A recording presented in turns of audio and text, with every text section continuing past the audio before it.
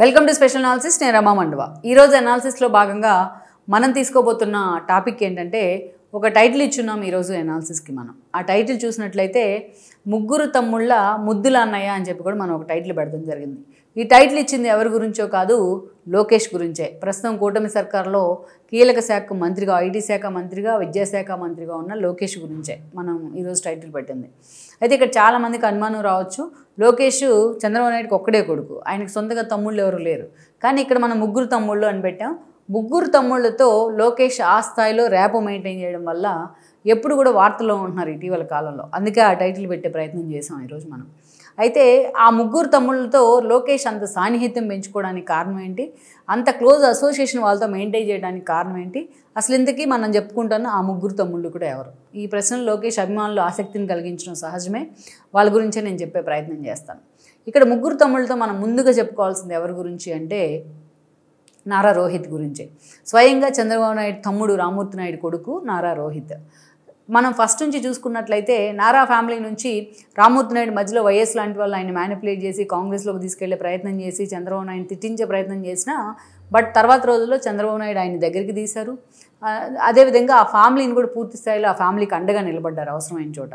అందుకే ఆయన వారసులు సైతం ఈరోజు రామ్మూర్తి నాయుడు వారసులైన నారా రోహిత్ కానీ వాళ్ళ బ్రదర్ కానీ అదే స్థాయిలో తమ పెదనాన్న కోసం నిలబడ్డారు. ఎన్నోసార్లు నారా రోహిత్ తనకు అవసరమైనప్పుడు, ఏదైతే టీడీపీకి అవసరమైనప్పుడు ఎన్నికల ప్రచారంలో పాల్గొన్నారు, లోకేష్ తరపున మాట్లాడారు, లోకేష్ యుగలంలో పాల్గొన్నారు. అలా ఫస్ట్ నుంచి కూడా ఆ బాండింగ్ ఉంటూ వచ్చేది. ఇటీవలే ఆయన ఎంగేజ్మెంట్లో కూడా భువనేశ్వరి, బ్రాహ్మణి, లోకేష్ చాలా కీలకంగా పార్టిసిపేట్ చేశారు. సో ఆ బాధ్యతను కూడా ఈరోజు చంద్రబాబు నాయుడు తీసుకున్నారు, నారా రోహిత్ బాధ్యతను.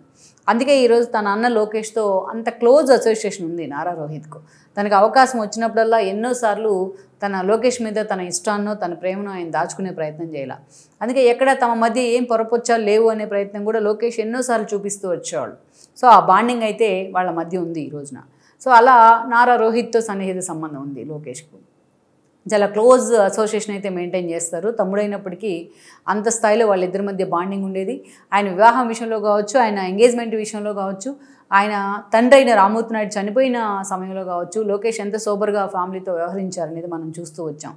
సో తాను మంత్రిగా ఉన్నంత మాత్రానో లేకపోతే ముఖ్యమంత్రి కొడుకైనంత మాత్రానో ఎక్కడ ఈగోస్కి వెళ్లకుండా ఆ ర్యాప్ అయితే మెయింటైన్ చేస్తూ వస్తున్నారు ఆయన.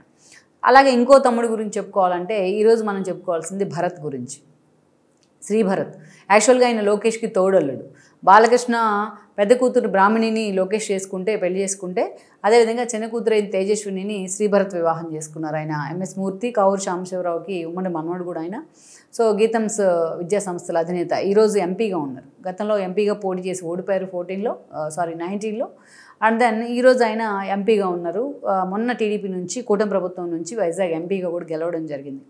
ఇక శ్రీభరత్ అనేకసార్లు శ్రీభరత్తో డిఫరెంట్ బాండింగ్, ఎందుకంటే ఇది close political bonding. When compared with Nara Rohit, శ్రీభరత్తో ఉంది పొలిటికల్ బాండింగ్. ముందుగా వాళ్ళిద్దరు తోడళ్ళు, ఆ బాండింగ్ ఎప్పుడు కూడా ఆయన మెయింటైన్ చేస్తూ ఉంటారు. ఇటీవలే బాలకృష్ణకు సంబంధించి ఆయన పద్మ అవార్డు వచ్చిన సమయంలో భువనేశ్వరి సన్నిహితులతో కలిసి ఒక మీటింగ్ని కూడా గెట్ టుగెదర్ని ఏర్పాటు చేశారు.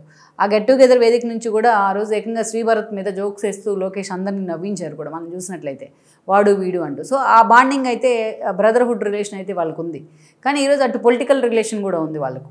ఎందుకంటే శ్రీభరత్ అంతకుముందు ఎన్నికల్లో ఓడిపోయినా అంతే పట్టుదలతో వైజాగ్ మీద ఫోకస్ పెట్టారు. వైజాగ్లో తన ఎంపీ పరిధిలో ఉన్న ప్రతి కాన్స్టిట్యున్సీని ఆయన టచ్ చేసే ప్రయత్నం చేశారు. ఆయన ఆల్మోస్ట్ అక్కడ పాదయాత్ర చేశారు. ప్రతి సమస్యని కూడా టచ్ చేసి ఈరోజు లోకేష్ మంగళగిరి మీద ఎంత సీరియస్గా ఫోకస్ పెట్టి పట్టుదలతో ఎమ్మెల్యే అయ్యారో, అదేవిధంగా ఆయన ఈరోజు అంతే స్థాయిలో ఎంపీ కావడం జరిగింది. సో పలు అంశాల మీద వాళ్ళిద్దరికి కూడా మూకుమ్మడిగా ఏకాభిప్రాయాలు చాలానే ఉన్నాయి. గతంలో మనం చూస్తే నారా లోకేష్కి ఆయన అంత సన్నిహితుడు కావడానికి కూడా కారణాలు ఉన్నాయి. గతంలో జూనియర్ ఎన్టీఆర్ ప్రస్తావన వచ్చినప్పుడల్లా లోకేష్ ఎప్పుడైనా కూడా దాని సూపర్నెస్తో దాన్ని వెల్కమ్ చేసేవాళ్ళు, జూనియర్ ఎన్టీఆర్ పార్టీలోకి వస్తే ఆహ్వానిస్తామనేసి. కానీ వేరే భరత్ చాలా స్ట్రాంగ్ వాయిస్ వినిపించే ప్రయత్నం చేశారు. మాకు లోకేష్, చంద్రబాబు నాయుడు ఉన్నారు, ఆ తర్వాత ఆయన వారసుడు లోకేష్ ఉండగా మాకు ఆయనతో అవసరం ఏంటి జూనియర్ ఎన్టీఆర్తో అంటూ కూడా మాట్లాడి గతంలో కాంట్రవర్సీకి కూడా ఆయన తెరదీశారు.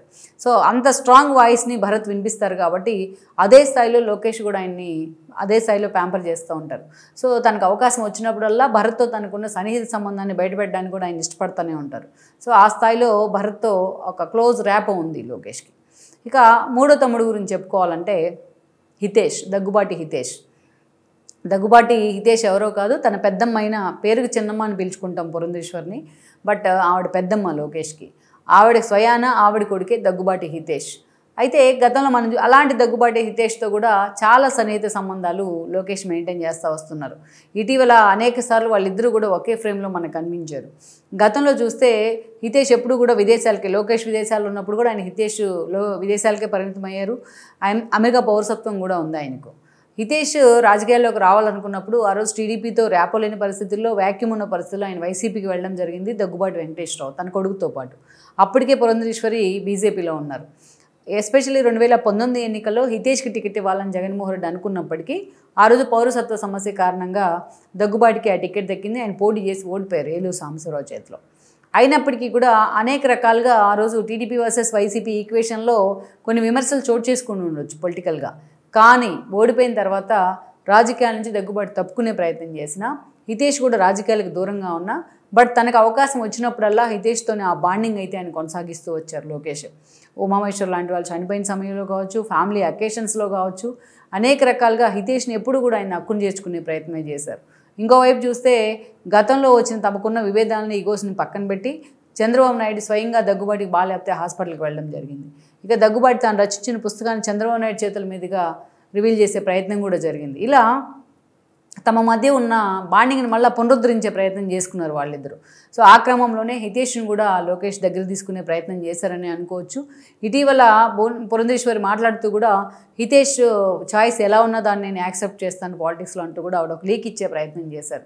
సో హితేష్ లాంటి వాళ్ళు పార్టీలోకి వస్తే ఎప్పుడైనా తాను వెల్కమ్ చేస్తాను, తన పదవి కోరుకుంటే ఏదైనా ఇస్తానన్న విధంగా లోకేష్ ఎన్నోసార్లు మాట్లాడడం కూడా జరిగింది. సో ఇటీవల చూస్తే ఫ్యామిలీ ఫంక్షన్స్లో కూడా హితేష్ చాలా క్లోజ్గా లోకేష్తోని మూవ్ అవుతున్న సిచ్యువేషన్ మనం చూసాం. ఒకటి మనం చెప్పుకున్న నారా రోహిత్ కావచ్చు, అదేవిధంగా హితేష్ కావచ్చు, అటు చూస్తే బాబాయ్ కొడుకు, ఇటు చూస్తే పెద్దమ్మ కొడుకు, ఇంకోవైపు చూస్తే తన సొంత తోడలుడైన శ్రీభరత్. సో అలా మనం చూస్తే ఈ ముగ్గురితో లోకేష్ ర్యాపో మెయింటైన్ చేస్తుంది తీరుగాని. ఒక సీఎం కొడుకు అయ్యి ఉండి, అదేవిధంగా ఒక సీఎం మనవడయ్యి ఉండి, ఈరోజు చూసినట్లయితే ఇప్పుడు మంత్రిగా ఉండి, ఒక సుదీర్ఘకాలం మంత్రిగా కూడా గతంలో కూడా పనిచేశారు ఆయన. అయినా సరే అంత క్లోజ్ రిలేషన్ ఆయన మెయింటైన్ చేయడం డౌన్ టు ఎర్త్ పర్సనాలిటీలో. సో అందుకే ఆ ముగ్గురు కూడా అదే స్థాయిలో లోకేష్ మీద ఈరోజు కన్సర్న్ చూపిస్తున్న విధానం కానీ నిజంగానే పార్టీలో కూడా చర్చనీయాంశం అవుతుంది. లోకేష్ ఎమోషన్స్కి, బాండింగ్కి ఎలా ప్రయారిటీ ఇస్తారు అనేది లెట్స్ సీ. మరి ఈ బాండింగ్ ఇలాగే ఉండాలనేది టీడీపీ అభిమానుల ఆకాంక్ష. సో మొత్తానికైతే మాత్రం లోకేష్ ఈ విషయంలో మార్కులు కొట్టేశారని మనం అనుకోవచ్చు. ఈ వీడియో మీకు నచ్చినట్లయితే please share, like and subscribe R24 Telugu.